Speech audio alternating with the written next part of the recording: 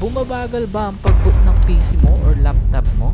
Pwes, panoorin mo tong video na to dahil magbibigay ako ng mga tips para makatulong bumilis sa pag-boot ang device mo.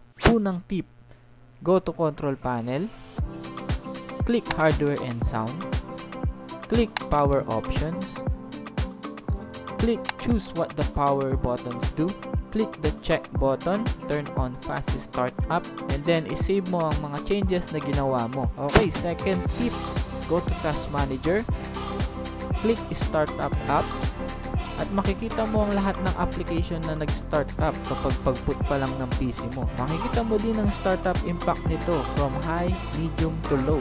Third tip, go to startup apps at i-disable ang mga application na hindi naman kailangan or ginagamit para makaiwan sa pagbagal ng PC mo. At kung ginawa mo na yung mga tips na sinabi ko at nagbabagal pa rin ang device mo, I recommend na mag-upgrade ka na to SSD para bumilis ang pag-boot ng PC mo. At sana nakatulong tong video na to para mapabilis ang computer mo. Follow for more mga ka-basic!